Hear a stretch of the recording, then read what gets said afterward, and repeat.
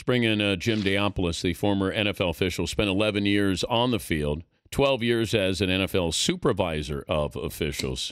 Jim, welcome to the program. Why no call on the Crabtree play? Troubled me a little bit too, Dan, but you've got to understand the competition committee makes a point of emphasis of illegal contact and defensive holding on receivers. They want the receivers to be able to run their routes unimpeded, let them run their routes. And for some reason, he was grabbed. Crabtree was actually grabbed. As Rodney said, you've got to make that call. Now, whether the official didn't have the kahunas, as Rodney said, but, it's a foul. It was a foul, and at that point, you've got to give him that opportunity. Give him the opportunity to make the catch. Now, the defensive backs realize that maybe they're not going to get a call at that point, and if there is a call, so what? We don't want to give him the touchdown. Let's do whatever we can to keep him from making that catch.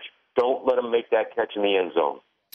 But is there a preconceived opinion, idea, notion with the officials that you don't want the game to be decided on a call like that? You're supposed to call a game same way in the first 30 as in the final 30 seconds, aren't you? Absolutely. And there really shouldn't be a difference in, on how they officiate the game. Naturally, you don't want to make the call that determines the outcome of the Super Bowl. But if it's a foul, that's the difference between the good referees and the super officials, the guy that's willing to step up and make that call and that at that point in the game. You would have called holding? Would have called defensive holding on that play. And if Rodney had been playing the defensive back, I would have called holding and probably a personal foul because that's the way Rodney played the game. And where would the ball have been placed?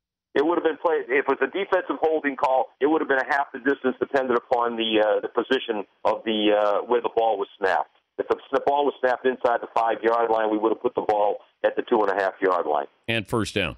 And a first down, automatic first down. You can't put your hands on an official, and we saw one of the Ravens, I think it was Williams, who put his hands on the official. Why was that a no call? Again, a little troubling. We saw that in Week 16 when Cam Newton put his hands on the referee at that time. You are not allowed to push or shove an official. If you touch an official, it should be an automatic ejection. And the reason when a player says, well, I didn't realize it was an official, I mean, who does he think is going to be grabbing him at that point when he looks him in the eye and the guy doesn't have a uniform on? It's an official. You must keep your hands off the official. If you push him, you should be ejected. But why not? Was it refereed differently because it's a Super Bowl? It shouldn't be. I think they were a little bit apprehensive. They don't want to make that big call in that game. That's a tough question, and that's a question that an official will have to answer. But that's a call that had to be made. But Jim, do you guys go into a Super Bowl or a game of this magnitude, even a playoff game, and say we're going to call it really tight? We're going to call it a little bit looser. We're going to let them play. Is that dialogue part of the pregame discussion by the officials? They spend a lot of time, Dan, looking at game film of these two teams. They're going to look at some of the tendencies, some of the things that they want to try to control. Now, this game had an awful lot of chippiness early, and I felt that the game should have been a little bit controlled a little bit better early on. I thought the officials needed to throw some flags. They needed to get a little bit more control of the game. They worked out better toward the end, but what happens is if you let that go early, then you get yourself in trouble. But these officials are, they go in there, they shouldn't go in there with a predetermined, we're going to watch for this or we're going to watch for that. They should try to be consistent in their calls from the opening kickoff to the end of the game. If that play had happened on Crabtree in the first quarter, do you think? I think they would. I feel they would have called defensive holding on that. You also have guys who are honored individually to be able to work a Super Bowl. It's almost like the NBA All-Star Game or any of these All-Star games where we take the individuals and put them on a team, and then we see that it doesn't always work that way.